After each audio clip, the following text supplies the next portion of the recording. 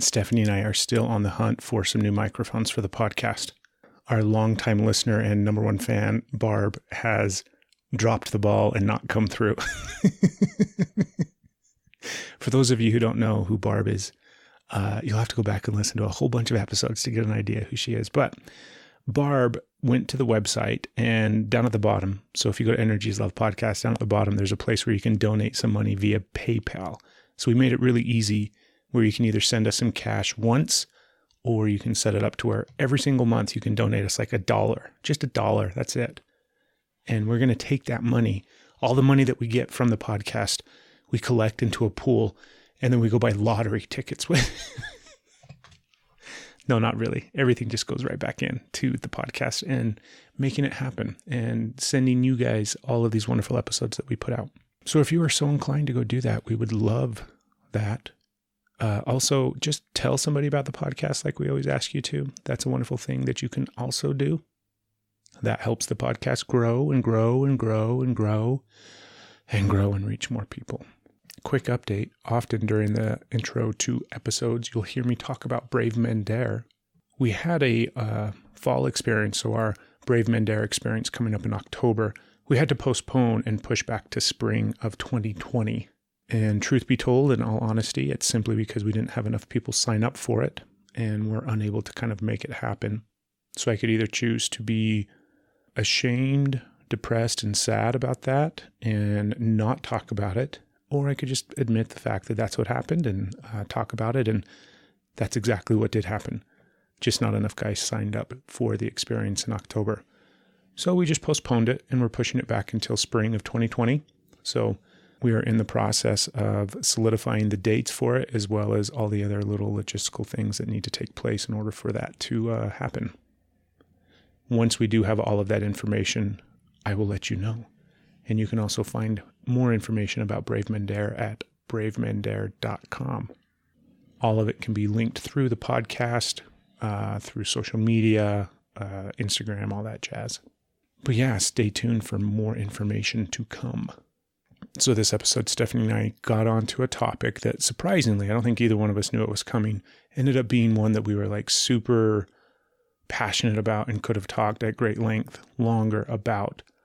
I recently traveled and I had an experience where I kind of observed from the outside and saw two men interacting with one another in a very, how does Stephanie phrase it, like toxic personality as opposed to toxic masculinity. But they were very, very much behaving in the way that like it was like you could write this script, and if you were going to write two like douchey guys interacting with one another, that's what this would look like. Anyways, we break that conversation down the best we can, but then we talk about all of those things that came up during that experience for both of us, as well as what came up during this whole entire podcast. So it's a good episode. We're getting close to the end of September, so we'll probably wrap up our stretches for September and how we did. And yeah, for now, just enjoy Stephanie and Craig talking on the podcast. What podcast? The Energy is Love podcast. Thank you for listening. Thank you for tuning in. Remember to share it. And for now, just sit back and relax and enjoy. Because here we go. You're listening to the Energy is Love podcast. Energy is Love. The Energy is the Love podcast. The Energy is Love podcast. Energy is Love. The Energy is Love podcast. The podcast for the universe. The Energy is Love podcast. Could you hear me yawn? A little. I'm sorry. I was trying so hard. It was big. It's not bad. We have to come up with a new way to, I feel like every episode starts with some sort of like, Really? No. No, but every episode starts in some way, I think, with us commenting about being quiet for the room tone. Well, it's because you should edit that part out. I should. You're right. Let us get into our flow of oh man, 10 seconds of quiet about took me out. You're right. If only we could edit that out. Gosh dang it. We really got to get on the guy that edits these podcasts. I know. I have his email. You should email him and let him know. Hold on. Boop, boop, boop, boop, boop. Ding. Did you get it? You're cute. It is 7:54 in the a.m. Stephanie and I have been awake for less than an hour. What makes this? We're barely starting our first cup of coffee, but lucky for us, we have started the day with some Podcasting. Sex. Oh. I don't think we're. Yes, we did do that. I didn't think are we? Is this are we going to share about that? So when we first started, what happened was, I was kidding. With the sex? You didn't get any of my joke. Okay, you have to take that off because apparently he's dumb. I was acting like I was going to give you the play-by-play of our sex. Craig wakes up, sees the sun coming up outside, decides he's going to go to the bathroom. Okay, babe. Yes. I think we should have had at least a few swigs of coffee in because we're just sitting here like, coffee good. Sipping coffee. It does taste good, huh? Mm-hmm. I was thinking the other day we haven't done coconut in so long. I know. Yeah. I mean, I use coconut quite a bit, just not in coffee. Why did we get rid of it in our coffee? We didn't. You kind of just were done with it. It was just fine. I went along with it. I'm good with it. You just kind of get tired of it. I don't remember if you thought it was... I don't remember. I think I was OD'd on it. Yeah? You were ODing on the coconut? That was my concern, was that I was having too much of the coconut. Yes. And I thought that in some way, shape, or form, that wasn't going to be like good for my gut or something. I don't know. Yeah. Yeah, I don't know if you can have too much coconut. You can, probably. Yeah. You have too much anything. Except for sex with... Well, never mind. Yeah. I can't have too much sex with you. You can't. You can have all the sex with me. All the sex. Yeah.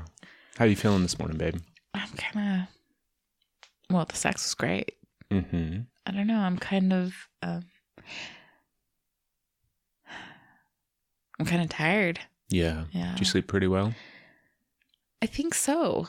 I think so. I kept freaking having to pee. And it was like, I don't remember drinking that much water before I went to bed. So what is this? I had Other than that. I think this is a reoccurring dream for me. Oh, yeah? Oh, those are potent. What do you got? But it's like... Let's dive into this. But I think it's like... It's not always the same, but it's always kind of like the same feeling and the same kind of thing is happening, but the dream itself is always kind of different. Does that make sense? Yeah.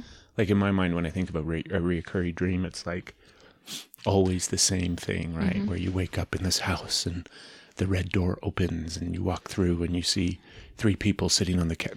It's not that specific. Yeah, I used to have reoccurring dreams, so. Was it that specific for you? It was that specific for me. Then maybe mine's not a reoccurring dream. Well, what is yours? I have a reoccurring theme in my dream. There you go. There we go. Last night it was the Russians were attacking. So it's total straight up like Red Dawn. Yeah. Where the Russians are attacking. This is a reoccurring theme. Yeah, I've had that type of dream often. Mm-hmm. And this time it was like, it was a little bit different. It seemed like it was more in the future, where like the planes and the like the stuff was more like if you're watching a movie from the 80s as opposed to a movie today, right? Like the special effects were better in this dream than in the past. So it was more technologically advanced. Anyways, like Russians are coming to America, like Fievel Goes West, but they drop their like parachutes. Some of them are like parachuting in, they're dropping in like their trucks or their tanks. And then there's a bunch of like Russian planes flying around. And initially everybody was like, oh, what's that? Curious as to like, what's going on? That's weird. And then somebody like out of nowhere came up and he was like trying to get everybody's attention. And like, we're like, what's going on? What's going on? And he was like in the process of like running, like leaving, fleeing. And he was like, it's real. It's real. And like, oh my God, what are we going to do? And then my first thought was like, it's so funny the things that go through your head. Because there's part of me that like has an immediate response in the dream to act, right? To take action, and I have to get home to you. And then another part of my brain starts to like process where like all the other children are. And I'm like, oh God, I don't know. And I'm looking at it from the outside thinking like, if this was a real situation, how would I manage to do this, or this? And then suddenly I'm back in the dream where I'm like running. And it's funny, I was actually hiding at my grandma's house. So Nan's house, I was hiding like outside of her house, like underneath her carport. And there were these 2 jets that were like flying around. And I thought that one of them was ours and one of them was the Russians. And then there was like a tank. And I think what happened was our jet, so like the American jet, the heroes, right? Always the heroes because we're so wonderful. They got rid of the jet and then they attacked the tank. And in the process of attacking the tank, they blew a portion of it off. And then I like peeked around the corner because I was like hiding under a car. And I saw one of the guys that was in the tank get out. And I didn't know yet whether it was an American tank or a Russian tank. But then when I saw him get out, I caught like a glimpse of an AK-47. And I'm like, gotta be Russian. Like, it's so terrible that everything is so stereotypical. Like, I'm sure Russians probably still have AKs. But anyways, then it became hiding from this guy. And I was like, don't move, don't move, don't move. And I was like underneath the car. And I could see his footsteps. And then he like went in the house. And I used the opportunity to like bolt and jump the fence next door. And then I was like hiding behind the fence. But he kept looking for me. So it was weird. I'm like, how does he know I'm here? But it looks like he's looking for me. And then finally there was a spot where he was going to jump the fence. And I knew that when he jumped the fence, he would be like vulnerable. So then I attacked and woke up or left that dream. So I don't know. I don't know what happened. Stay tuned. I think we need to stop watching the like American action movies because I think that's what it is. Because they always, for some reason, the bad guy's always Russian. It's like, what is that? We're not stopping watching action movies. That's for sure. Well, there's no I liked your little snippety America because we're always the heroes. Yeah, it's so sad, right? But even in my dreams. That's what I'm saying. It's the movies. Like, I don't know. I think it's funny. Do you think that like you had a point of saying like, do you think the Americans are always the bad guys in Russian movies? Oh yeah, there's that. And then I wonder if like when they watch these movies, are they like, why did they think? Like, we don't care what America's doing. Like, to a point, you know, I understand that there's politics that are, you know, fake news or whatever the deal is. But I think for them, like, I don't know. I think I don't know. I just think that ship has sailed a long time ago and we don't really have to. We don't have to what? I don't think that I don't know. I don't think Russia's going to invade us like Red Dawn. I don't think they're even considering it. No, I don't think they're like, yeah, I don't know. We've got a waxing appointment that day that takes more priority over what the hell the Americans are doing. I don't know. I can't imagine that there's some country out there that thinks they're going to invade us. I can think there's some groups. I think there's plenty of countries or terrorist organizations that want to attack us. Yes. But like, I mean, in Red Dawn, if you go back to the original Red Dawn back in the 80s, they invade America and then like set up shop where they take over a portion of the country. Sounds familiar. It sounds very familiar. It's what we do all the time. But yeah, I don't think any country thinks I don't think any of them think that's what they're going to do. Yeah. But I think that they probably definitely want to like, you know, shoot us with stuff and explode our maybe. Yeah, I think that too. I don't know. And then I don't know. Maybe that's my naivete or my being super like. It would be funny. I just think everybody I don't know. You just think everybody what? I don't know. That just brings back to that. Like, I don't really think the world's out to, I don't know. All you need is love. Whatever. I I know. It's so hard to say because I feel like I'm going to get made fun of. Yes. The audience So- here is definitely going to be making fun of you. I We have a live studio audience today think- in the bedroom. No, shut up. They watched us have sex and now they're listening to us record. They like the Craig and Steph show. No, I think that the assholes are the loudest, and that's why it seems like they're the most prominent. But I think the majority of it, if like the easygoing aren't loud, and the easygoing don't care. Easygoing is fine being neighbors and loving everyone. But the assholes have a loud voice, so it seems like the world is full of assholes, and it's not. So I have a big theory that just popped in my head for you. Oh yeah, what's that? I have something naughty to say about that, but I'll let it go. You have something naughty to say about that? Yeah, big theory just popped in your head, and my brain went, continue.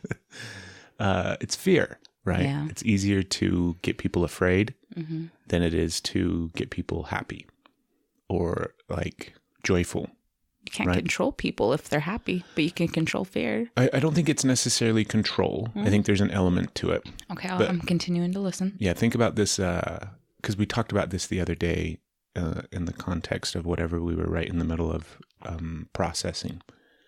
And like the idea of this is we have to go through our shitty feelings. We have to go through sadness. We have to go through pain before we can get to joy. Yeah. Where oftentimes we can't just sit in happiness and joy to the fullest extent because we have the sadness and the pain and things like that. So I think fears work in the same way, where we can't just get everybody riled up into happiness and joy and love, because we have to process through the pain and the fear and the things that, do you know what I mean, are taking place and that are going on.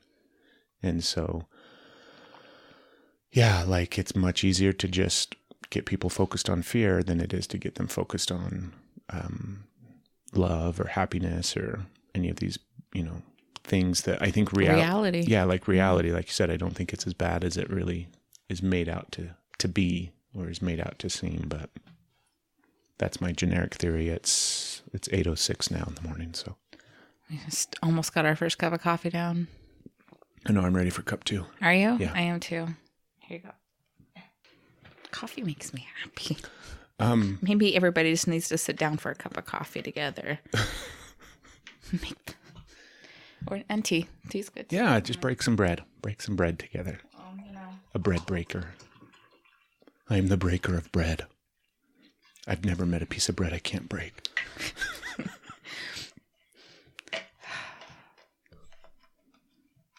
Did you dream at all?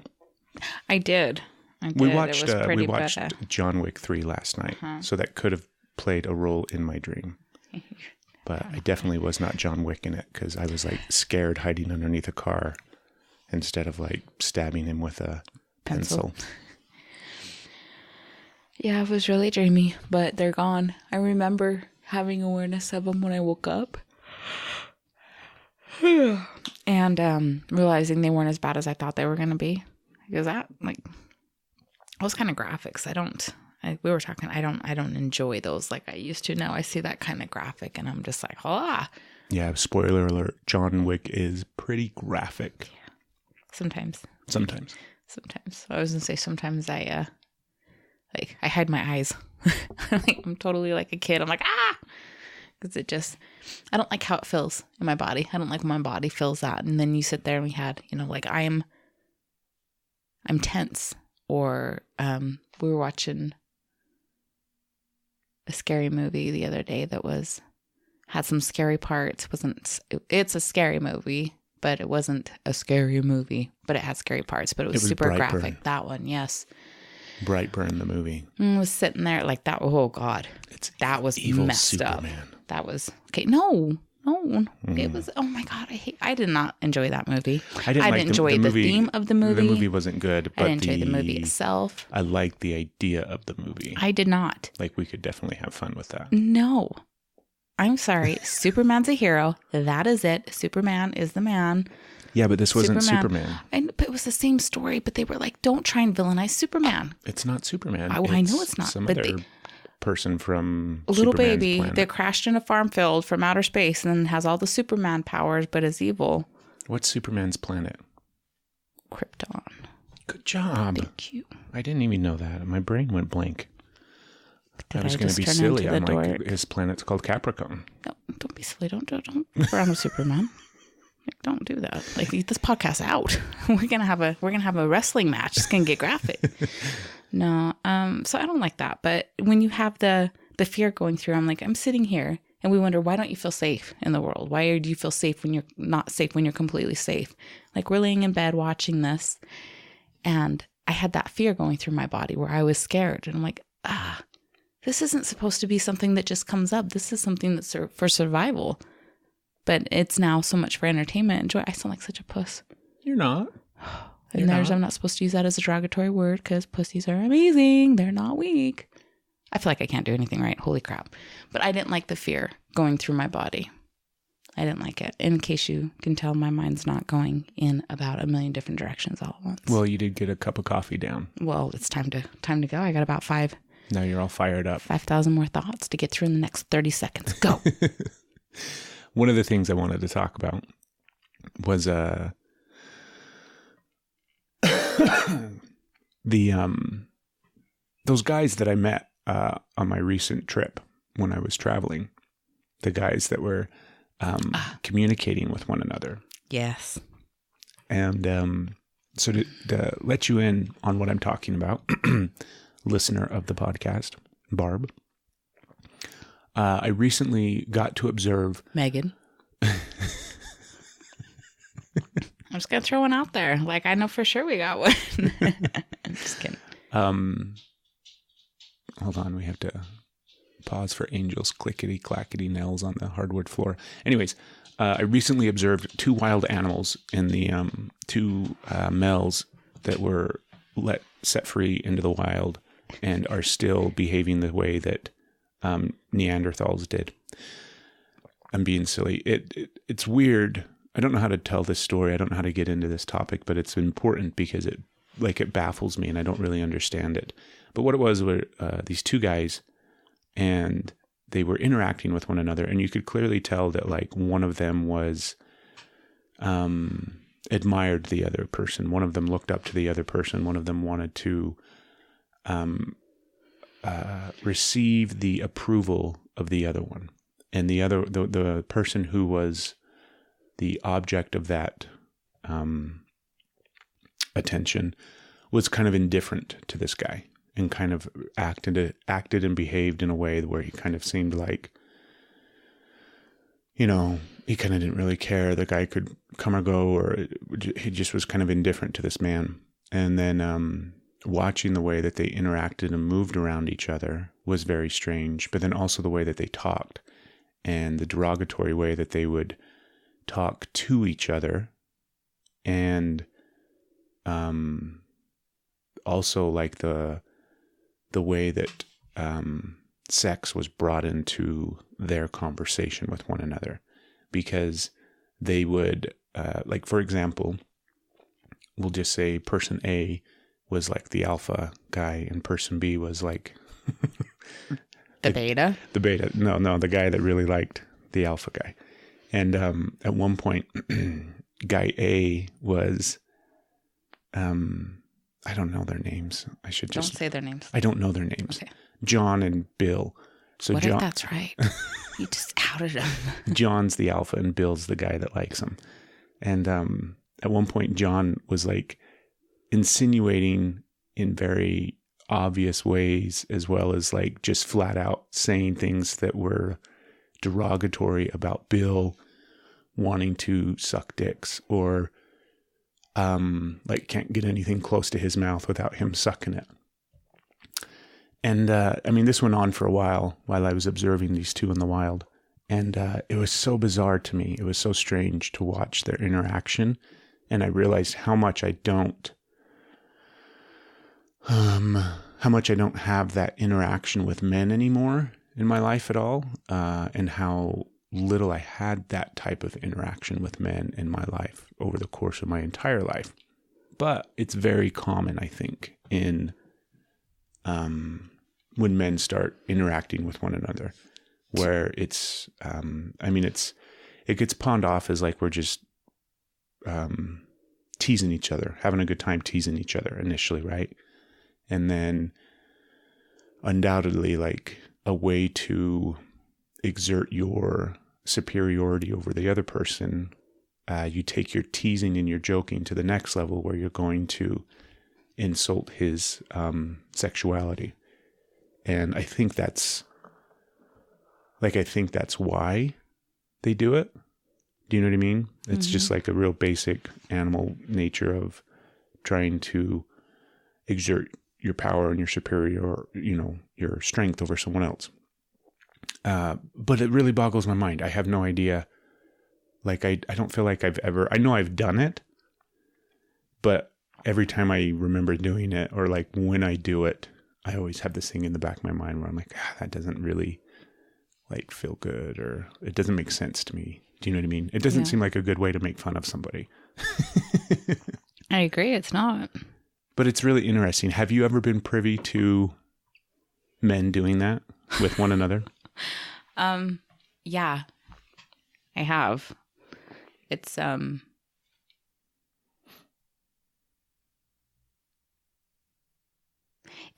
always like, well, I guess, it would have to be with an audience with other people there, because I don't know about it behind, what it's like when men are just with each other. But it's very much trying to seem like the top dog. You've got to have the power of the group. You have to have the respect. And by the fact that you can like minimize somebody else, but just jokingly, because don't you call them out on it, because then you're the one that's, but if you can minimize the other person, then I don't know.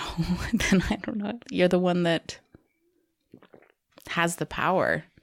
But it's funny how it's like if any kind of homosexuality is a way to make somebody less than, whether they are or not, that's the target. It's homosexuality, the size of the penis, all the ways that it comes across. I don't know. I guess I've seen that a lot. And it's never, I have never been drawn to the loudmouth, I'm bigger and better and you're worse kind of person. It's never been like, oh, well, you're the strong one. Yay. Come here. How do I get your attention? Do you think there's women that are drawn to that? Oh, yeah. I've seen that too. That seems weird to me.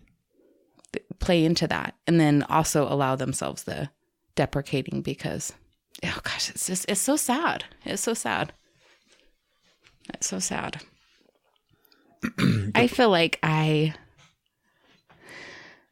have conversations much louder in my head than actually come out of my mouth. So I hope that all of my thoughts came through of that, and I just didn't do my syllable thing, because I'm kind of nervous that I didn't actually speak in complete sentences.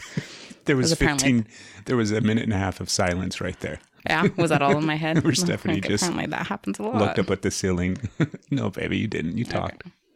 I find it fascinating. Like, it really, like, for whatever reason, this experience that I had recently watching these two guys, like, it was easy for me to observe from the outside because I was just watching it. I wasn't engaged in it in any way. Like, I wasn't part of the conversation. They weren't talking to me. I was right there, like, next to it, watching it. And then I think back of, like, I think sometimes it's harder for me to, like, look at it and see it when I'm in it, like when I'm a part of the conversation, when somebody may be talking to me in that way, right? Like, this is the thing that is, I think it's all part of that, like, whole toxic masculinity stuff. Because toxic personality. Yeah. Good. Yeah, much better. Because women are just as bad. Well, do women, because it always eventually, and it's not even, like, it usually doesn't take very long before it's like insinuating in some way, shape, or form that the man is gay. And it's not like, hey, Bob, do you really think you're gay? Maybe you're gay, Bob. Did you ever think of that? No, it's like, Bob eats dicks. Like, undoubtedly, Bob, are your knees sore today? Because looks like you've been eating a bunch of dicks today. Do you know what I mean? Like, it always goes. I'm getting triggered. I'm getting pissed. Women don't do that, right? They don't suddenly start insinuating that they're gay. Sometimes. Not as much, no, sometimes, but it can be, and it is. Isn't it more like eventually you're a slut or a bitch or something? Oh, absolutely. Slut is the main one. Slut. Then it's your sexual, like the amount of sexual encounters and your body size. So they bring up that quite a bit, but yeah, they also have. I don't know. It's been a while since I've been around those kind of women, so I can only go back to a younger age of where, that was also a big insult for women. So they would throw out the what was a big D word. Insult? Oh, that you were a dyke. Thank you for saying that. Yeah. I don't know what you got to be clear so people listening understand what you're talking about. Yeah, women are I feel like women do get physically violent, but men are more like it goes to blows quicker for men. And the physical power dominates over as to where women will, until they step out of that. Because it's not like, I guess the men step out of it too. Women are able to cut you down and destroy lives with their words and their actions without laying a hand. So much of, and most of that is because either trying to, I don't know. I think my personal experience from what I've seen, I'm surprised you haven't seen more of it because I can think high school and I can think of our past jobs where I saw that so much. I didn't work with a lot of women in my past job. No, but you worked with a lot of men, a lot of men. Yeah. So I'm just surprised that you didn't see more of that kind of personality that you were saying that like you haven't seen a lot of men, because I can think of some men that I witnessed that with at work. Well, it's the guys that I worked with when I was a cop. For whatever reason, I just lucked out, and we were not those type of guys. Like the men that I worked with very closely and spent a long time with and a lot of time with, because you do obviously, they just weren't those type of guys. So we would tease each other. And I think that's the thing that I want to be like clear about in the sense, because I don't think there's anything wrong with teasing someone. I don't think there's anything wrong with, just having that banter back and forth with each other, because we do it. You and I do it where we tease each other. Yeah. And I think it's totally fine. And I think it serves a purpose. I think it's a bonding thing and a connection thing. I think it's a way to relax. I think there's a lot of different reasons behind that type of behavior and that type of stuff. And we did it a lot. Do you know what I mean? Like we definitely teased each other, but for whatever reason, those men that I worked with were just not the type of guys that were suddenly like, do you know what I mean? Yeah. Insinuating that some way, shape or form, we were all gay or something. Or that anything was wrong with it. Yeah. If you were, which you weren't, like, I don't know. I didn't see that. I didn't work, close to them like you did. But whenever I would be with you guys, either at work or personal, I didn't see that with the group that you kind of stuck with. I mean, I definitely saw some like, like there was some stupidity. I wasn't going to say that, but I didn't see the like, what the fuck? Like, please leave, because now I don't want to be around you, because it's disgusting when I see that. I'm like, that doesn't, making somebody else feel bad does not make me want to be around you. But I did see that with people that would come in to the office. I did see that a lot. Do you think women do it for the same reasons that men do it? That's what I was trying to get, like, kind of to that point. I want to flip it too, because I just don't want to, like, this isn't a bashing session by any means, but this is... Who would we be bashing? Men and women. Like, well, they're all idiots. Okay. Stephanie and I don't identify as a man or a woman. We are gods and goddesses. So... Go ahead, babe. You make it hard to talk sometimes. So I do. I think Men either have to climb up, they have to be powerful, they're not allowed to feel. They own, if as much they get any kind of credibility they get as if they're dominating. And if they're not dominating, then they don't move up. They don't have the chance to succeed, and they are just bashed. So you either have to, what is that? They are very much in the kill or be killed kind of scenario, which is bullshit. That needs to change. That's not okay. It's not the way we live anymore. And then women, if you look back to, not even look back, it's still a thing, but we've come a long ways of not being able to, we couldn't even vote. We can't hold certain jobs, all of these things that men had. And for women to start to hold these kind of positions in life, it was, I feel like you're watching my time. Please go. Want me to shut up? No, please go. No? Or was a woman talking, so now you're like, oh my goodness, we got to be done with no, this. No, please go. The thing was doing something weird, so I was just making sure. That was decent. We had to do it. We had to prove that we were as good as a man. Otherwise, that's just how we got into the workforce. So it was a constantly, no, we're not a lower species. We're not scum. And, here, better let the woman through because she can't. We had to constantly prove ourselves. So many times other women weren't our goals to reach because they weren't the ones up. We had to set our sights on the man and get his approval, show that we can do that. The best compliment doesn't come from another woman at the time of saying like that sisterhood, that tribe, that building of support. It was if the man looked at you and said you did a good job. Like I can still think of a time my dad told me I worked harder than any man. That we were chopping wood and I was just busting my ass. And that to me was like the ultimate. I'm like, oh my God, my dad thinks I work hard. My dad sees that I am capable, that I was able to help him as much as a man. And I don't want to be in line with a woman on that because that also went in my head as women aren't strong enough. I needed to impress a man. So my whole life was setting my sights on the men and impressing them.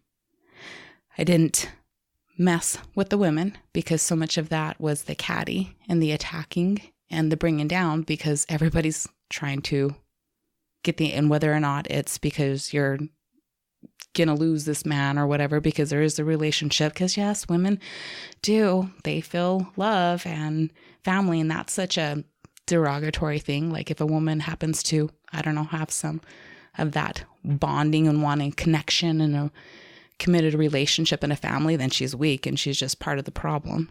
Bull fucking shit. Like it's okay. Men feel that too. And oh my God, guys, guess what? It's okay.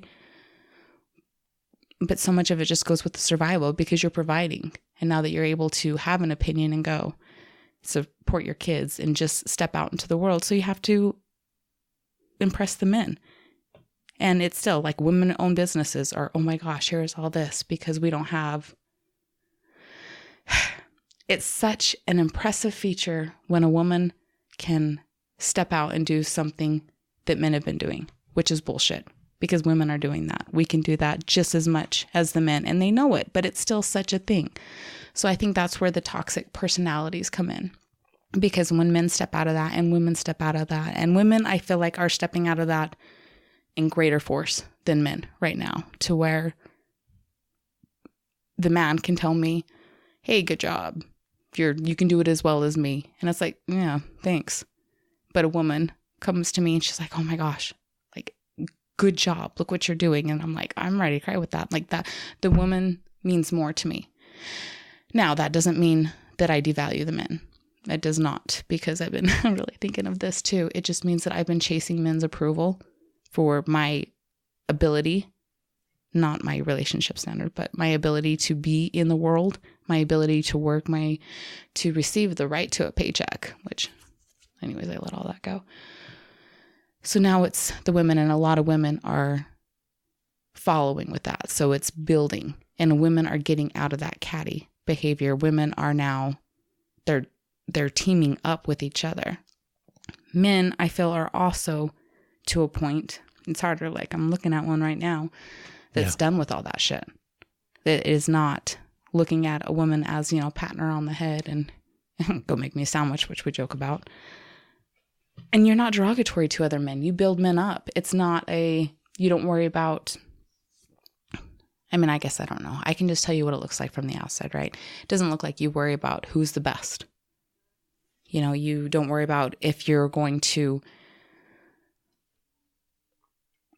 like, one of the most impressive things, like, you share the information and knowledge you have. If you have something that works for you, you share it with other men. And so much of that knowledge is power that people don't want to do that. You not only share the knowledge that you have and help them use it, which that's amazing because alphas don't want to do that. They want to have all this to the top. So they are indispensable. So they're the ones that are on the lead. But you don't do that. You're like, hey, I've got this amazing thing and I'm going to share it and I'm going to show you if you want it. But if you don't, like, it's cool. Oh, you've got something cool? Yeah, I want to learn that. So you're willing to receive information without making it feel like somehow somebody has more power or you're a lack of. And you share the spotlight. It doesn't have to be just about you. And you don't treat women that I see. I can only speak, you know. You don't treat women like they're garbage. You don't treat them like they're less than. You still have some commentary that I don't like. But you just don't treat people like that. And I love that. And you could care less if somebody's, like, people just get to be people. And I think with me, people just get to be people as well. However, I am a little farther on the pendulum swing with the women to where I am kind of still, I just don't have time or patience. And I don't have understanding. I don't for the men who crave control and dominance. I can't, when I look at that, I try to be like, everybody's doing their own thing. Let people be who they are. But when it comes to that, that's where I guess I turn into a hypocrite. Because I'm not like, let everybody do their thing. People are who they are. I'm like, no, that dude's fucked up. And he's be taken down. You know, so I struggle with that. But I don't know. I'm done. I've rambled. Now I've lost my train of thought. You haven't rambled. You've got me, like, there's a bunch of things that have jumped out in the process of you talking. All right, let's do this. So it sounds like women, when they do that breaking down of the other person and trying to make themselves, do you know what I mean? That whole superiority thing that we've been talking about that men do, it sounds like when women do it, typically you think it's probably in some subconscious way or literal way of trying to gain the approval of men, where you're trying to keep that other woman smaller in a sense so that you are noticed by men. And then, like, this is all a very hazy gray topic because we're not trying to insinuate that this is always the case or that this is with every single situation.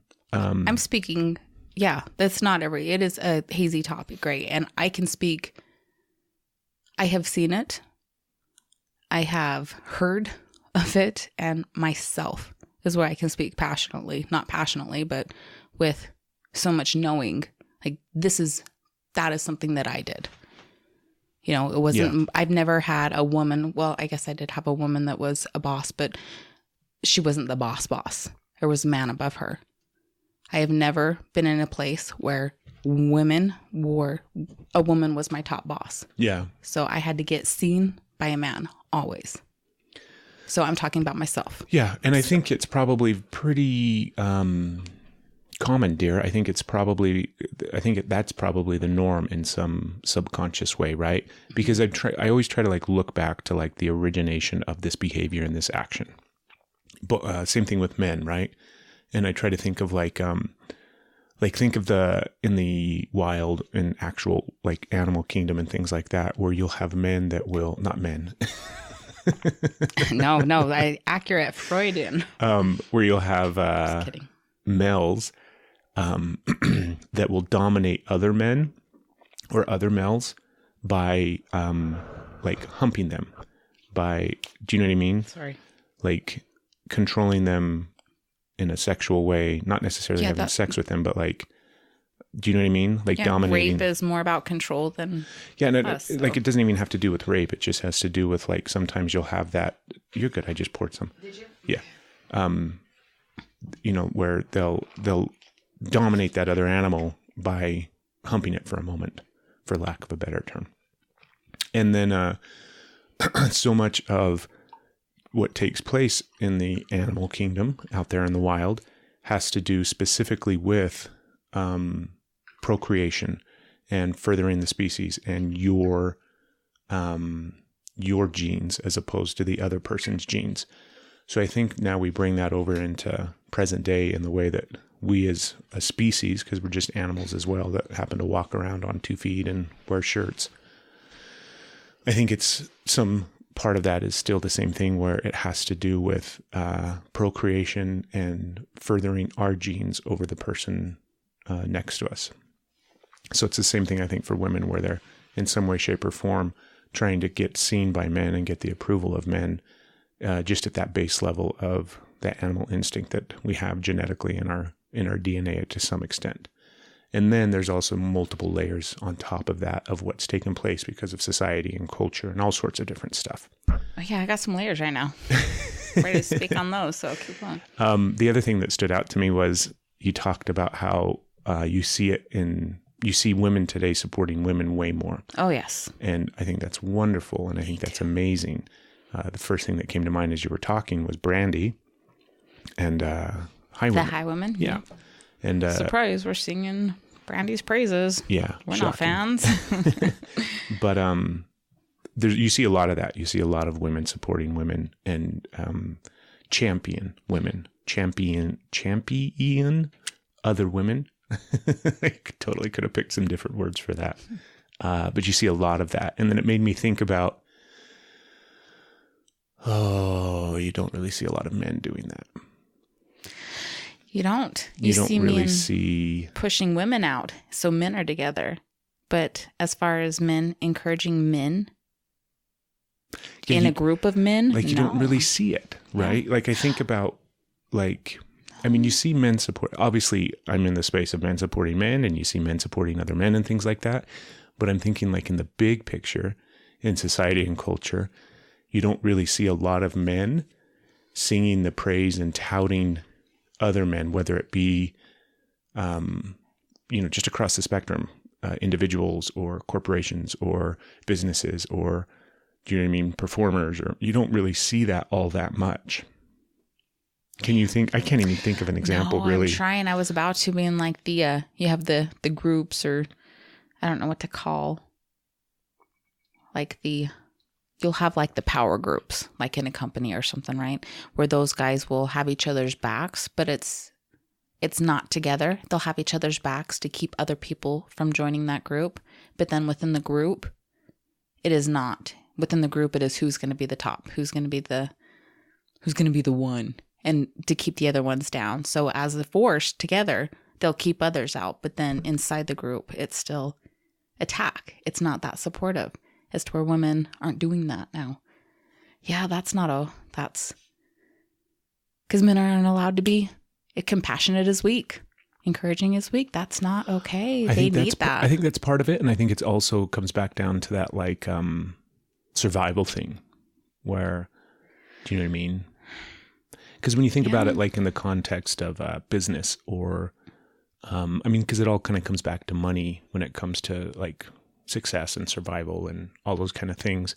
And so you don't see a lot of men singing the praise of other men because that may in some way, shape, or form take away from them. Yeah. Right. I see. That's how they... And that's really, really silly. I think that's one thing that women are doing really, really good at right now. And that's one thing that men could definitely learn from and model and follow. Imagine all... Like, oh my gosh. So what happens when women get together and they start joining hands? Not to be all like, so like terribly. Don't you dare.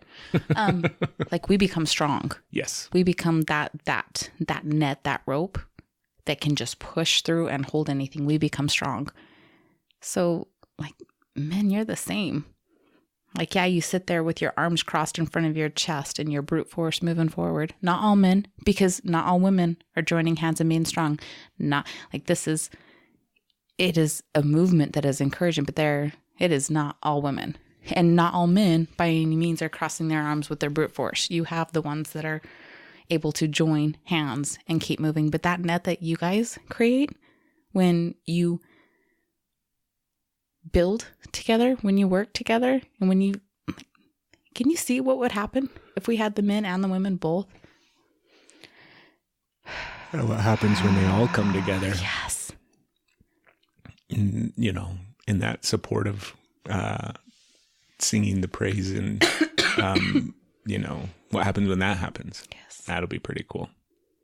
That'll be pretty cool That'll be in pretty cool. 2,000 years when that happens. Oh, you know what? I don't think so. No, I don't it's think not that far out. I think it's happening. And I think that as much as women are figuring out how to work together, and I kind of like want to backtrack a little bit just because, you know, so much of the talk about survival and men, which is what it is, but like I didn't get like to finishing the point too of how much survival it is for women. You have a woman trying to support herself, say, okay, because I want to include everybody. It's very hard. And then there's something wrong with her too. If she's not married or has kids, then, you know, there's less of a woman. Something's wrong with her, which is bullshit.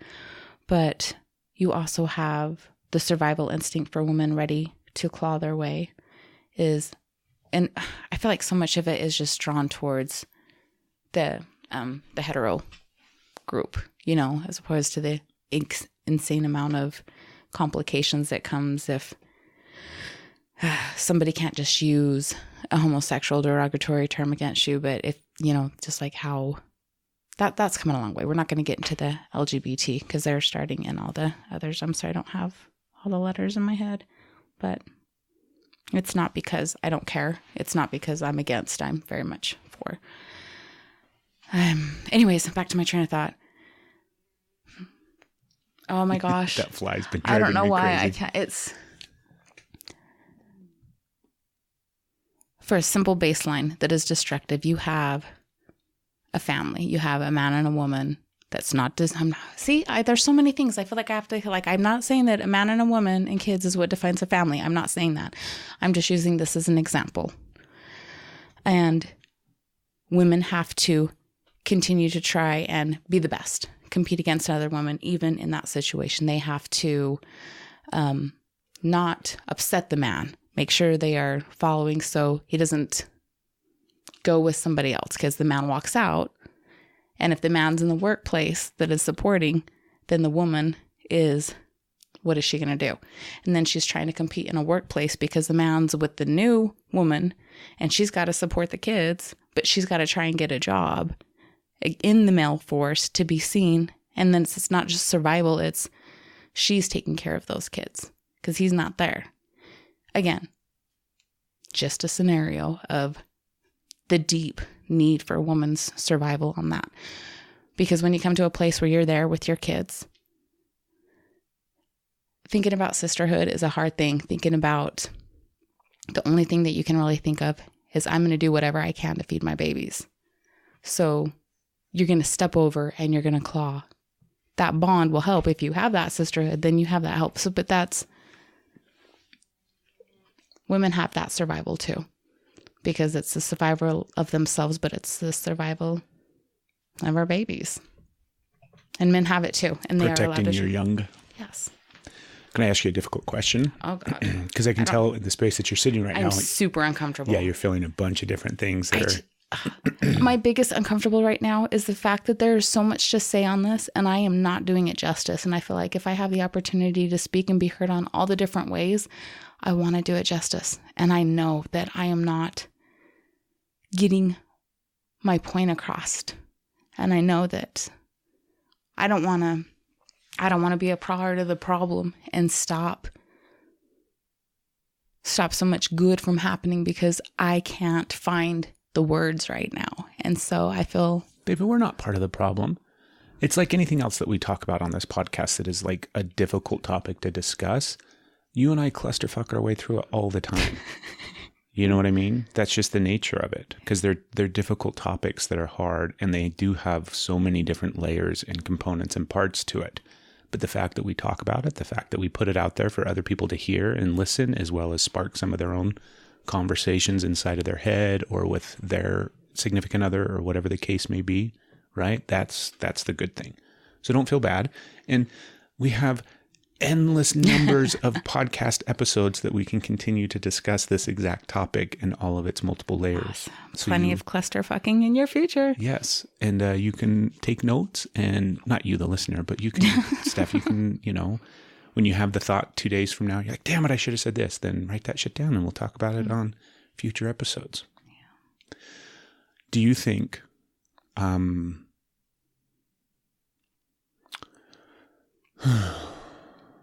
the question I wanted to ask you that I'm trying to think of a new question now because I don't want to challenge you. Oh, challenge me. Come on, let's do this. Like that. But don't take it easy on the woman. I'm strong. Let's do this. What's your question? I won't answer anything other than the hard questions now. You won't answer anything other than the hard questions now? Mm-hmm. No. You don't want to challenge me? You're cute. Why do you think you still have resistance to some sort of sisterhood or some sort of space of connection with other women and bonding with other women and supporting each other? Why do you think you still kind of resist that space? I don't have resistance to sisterhood and bonding with other women. I have resistance to being seen by,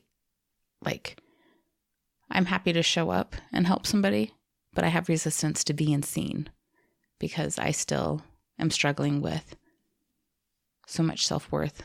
And it's kind of felt like if you really knew me, you wouldn't like me. If you really knew me, you would think I was garbage. If you really knew me, you would see I don't have any value. And I know that's not true. I know those are old things because I know that. And then but I just struggle with that. So it's okay. No, I think there is resistance to that. Well, fuck. I take back my question. I don't know if I want to answer that. There is very much that. I'm afraid that if I get close to a woman that they're going to think it's because it's not because I want to be friends, but because I want to be in a relationship with them. So if I love them, then it's because I want to be in a relationship with them, or for lack of better. So I am very careful to make sure that it doesn't look like I may be trying to come on to you, or that my compassion and my straight out love is trying to make it anything more than a friendship. So you think that's one of the big reasons why you kind of resist hanging out with women, and do you know what I mean? You do to some extent. Yeah, you do have some things where I don't hang out with people. You're right. Very in general. So it's not just I'm going around with all my men friends and just not letting women in. No, I'm pretty introverted. I don't hang out. Call up my bros. We're going out for poco tonight, poco and cigars. I'm sorry. No, you're okay. Do you want to have that sort of, do you want to have a group of women that you are a part of that is supporting one another and singing the praise of one another and connecting to one another and building each other up in this supportive way where you no longer have to, one up one another or have that dynamic where you're in competition with each other. You just get to be with each other. That's the majority of the women that I know. That's how, there's definitely some women that I know that it's still a climbing, still a ladder. But the women that I know and that I'm around, it's like that. It's supporting, it's building up, but I don't show up fully. It's the difference. You can see that dynamic, right? It's really easy for you right now to go through the list of women that you have in your life and put them in two columns. The ones that are still... That sounds like a jerk. No. But it's really easy to designate the ones that are supportive and loving and caring, and then the ones that you still have that feeling of competition with. Yeah. And I just don't, you aren't competing with them, but anytime you interact with them or they come into your sphere, you can sense that feeling of oh, this bitch is trying to compete in some way, shape, or form. right? I definitely don't think this bitch is trying to compete.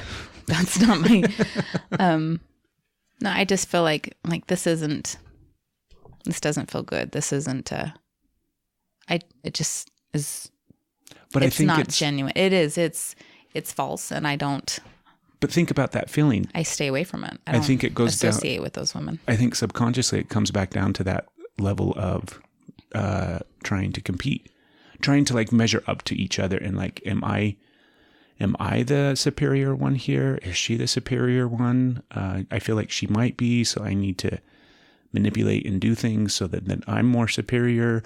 Like, it still very much feels like all of it for me, when I think about this dynamic of men and women and trying to one up each other and control each other and minimize each other and take power from one another and all those kind of things, right?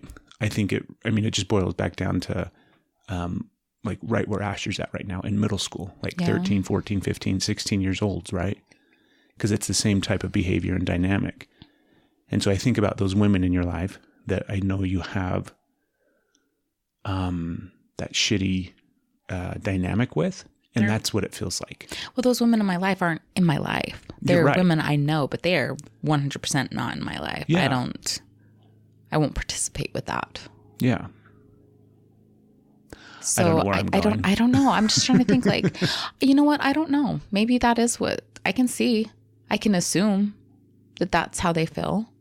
But for me, I'm just like, it does not feel good. I don't want to be around that space. I'm not going to, if I have to make myself small in order to be around you, or I have to show you my worth, I don't want to be around you. I won't, that's funny because I won't participate in that. I won't try and make somebody feel less so I can earn my way, can show that I deserve to be there. I just will completely remove myself and hit the mic because that's what I do every episode. I just won't participate. I won't, and I'm past the point now of where I'll even try to be like, I just remove myself from the situation without apology. You know, if I get stuck in that for that moment, I'm trying to think of the last time that I was in that situation of where it just felt like that and I just walked away. And normally I wouldn't do that. Normally I wouldn't want to be rude. Normally I would still feel like, but I just turned around and walked away. I probably looked really mean, but I don't care because it just doesn't, I don't have to do that. Now, when I'm with women that do not behave like that, it's not a behavior. It's just, they don't embody that. They're just, then I still won't come all the way out. You still don't fully show up in those spaces? I'm too afraid to, but it's not because I know I can't. I'm just too afraid to. And I think, yeah. And then the shitty thing too is if I do have a moment where I come out, like I'm vulnerable with them, then I fucking retreat. It's like I will disappear. I am so scared after that part. If I'm vulnerable with somebody to like show up the next day and be like, here I am again. You know, if they say I need something, then I'm good. Then I can do that. But for me to show up again and be like, okay, here I am again. I go into hiding. Yeah. And you don't just do that with women. Well, I don't know. I don't have like. You have a husband that has experienced that too. You too. I know. Mister. Calling me out. Not blaming you. I'm not saying that's definitely very, very typical of me as well. It's hard. I do that with you and with men. I do that with you and with women. This fly, seriously. I'm so sorry. You're so cute. You're good, baby. Like I said, this is a big topic that we could probably talk for another 3 hours on, but we have to go. We have to go? We have things to do this morning. But I was just getting warmed up. I know. That's because you have all your coffee now. No, it's because I've been coffee and I feel like I said some hard things, so I'm ready to keep saying hard things. Gosh dang it. But that's it. See you later. I wish we could go for a longer time now. Any last thoughts on the dynamic of men and women competing with their own as well as each other? You're stronger together. Yeah, stop doing it. Yeah. One last thing that I wanted to say that came up in the when you were talking earlier. So I'm watching these two men do this thing, and like it's very, very clear that is no longer needed. We don't need to do that anymore as men or in society, and that's also very clear of like that behavior in a space where it's just men behaving that way, right? We didn't have there weren't women walking by. There wasn't anything other than just the guys in this space doing this thing and me watching it. I had the thought too, as I was watching these guys, because that's an example of like, we have to change that behavior, right? And me as a good man wanting to do more, I have to speak out and say, hey guys, what are you doing? We don't need to do that anymore. You don't need to make Bill feel lesser by insinuating that he's a homosexual and he sucks cocks. Like, you don't have to do that anymore. Bill's a great guy. And that doesn't make you less if you yeah, are. Like if Bill really wants to do a bunch of cocksucking, that's fine. But I realized in the moment, I had the thought, and even thinking back now as we've been talking about it, like, I did nothing. I didn't do anything. I didn't say anything. I didn't do anything. The only thing I did was kind of chuckled sometimes, which insinuated that I was a participant in this type of behavior and that I found it acceptable. And that, like, I was uncomfortable as I was like in the space of it. And I didn't turn around and walk away and leave the situation, right? And I didn't speak up and say, hey man, like, why are you being so mean to this guy? Like, can't you see that he's clearly trying to seek your, I could have like laid it all out for him and show him the dynamic of what Bill was trying to do at that moment, but I didn't do anything. So that makes me frustrated. That makes me guilty. Like, that makes me feel guilty. And also, like, it's also a good example of like, oh my God, like, that is so hard to do. Do you know what I mean? Because if I would have spoken up in that moment, I presume, granted, I don't know, but I presume what I would have done was made them both feel very uncomfortable, right? Because we kind of highlight the fact that Bill is trying to seek the approval of Jackass. And then we make Jackass feel bad because he's being a jackass. I don't think either one of those men are bad men. I don't think either one of them have ill intent or are jerks. Do you know what I mean? I think they're both a really good example of men that have had to survive their entire life in that arena. Mm-hmm. And I didn't do anything. I didn't speak up. I didn't say anything. And I don't know how to say anything in that situation. I don't know how to bring awareness to what they're doing, because what I feel like it would sound like is me judging them and coming off as superior, and also very quickly like turning the spotlight on myself, right? Yeah. Where now, because that's a dynamic too that takes place where suddenly you have these two men that are bantering back and forth and quote unquote teasing each other, even though one of them was more, dominating the other person. But suddenly they'll gang up and direct all of that at me, right? And all of this is like, it's not like I was feeling threatened or, do you know what I mean? There wasn't any undertone of like being attacked or anything like that at all. It was literally just guys bullshitting with each other. But we have to figure out a way to make that stop. We have to figure out a way to not just like bring awareness to that so that it changes and stops. But once again, like all the episodes that we've had over the course of this year where it's like, what are good men supposed to do? That was a good example of what I could have done something and didn't, And then, but it's like, what do you do in that situation? And what is me doing something in that situation really going to do? I wasn't going to suddenly change the mind of those two men. I wasn't suddenly going to shift their course of their life where they start to become more aware of their toxic personality and how they can fix it. None of that was going to happen because it's such a brief snapshot of interaction where, do you know what I mean? What words could I have used? What could I have said? I just don't know. So I did nothing other than kind of chuckled in order to make it, I don't know, I think in order to make myself feel better in a stressful situation. It was weird. So that's my last thought. I don't know what I could have done or should have done, or if I even should have done anything, right? What do I need to get up on my powerful man soapbox and say, hey guys, this is what we need to do as healthy men in today's world, is stop degrading one another and insinuating that somehow we're lesser than because we may or may not, be gay. That's dumb. Those are my final words. We can talk more at it. That just explains so much. About what? Like the survival of men. Yeah. And like how I described it with women. What you can't get too much because you can't like let that out there. But it was not a social setting that you were in. It was not a social. It was in a situation where you are providing for your family, which, oh my gosh, as much as women want to get in the workplace and, when we are, but we want the equal, like men, it is very much like so much is on them to be the providers. So in the event that stops, then men feel like they lose their worth so much. So they're willing to, just the same as like I was describing with women, what do I have to do so I can keep providing? Oh, by the way, not feel anything, can't show emotion because I'm supposed to be strong 100% of the time. I'm not supposed to be affected by anything.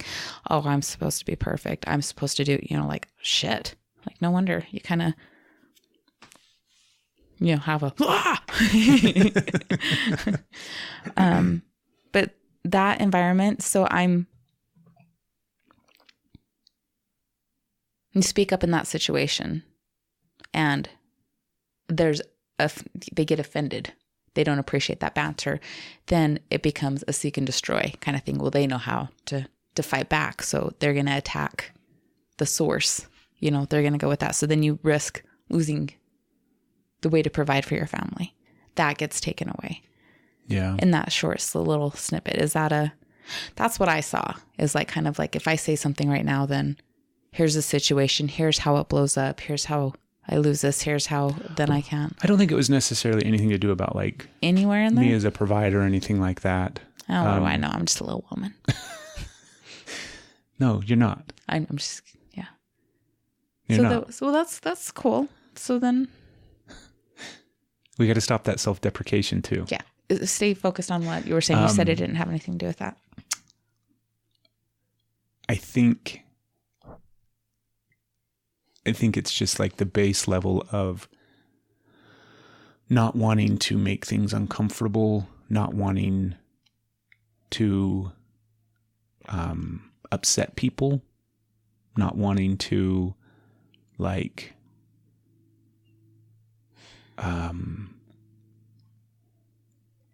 not wanting to like rock the boat, right? It's not my space. It's not my, they weren't my friends.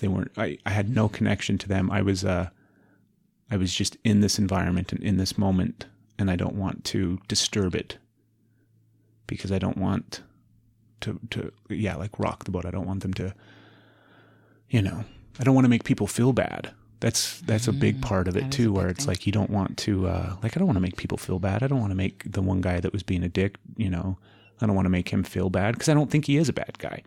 But at the same time, it's like, hey guys, I don't think either one of you are being assholes here, but this is really silly. Why are we still communicating as men this way? You don't need to communicate as men this way.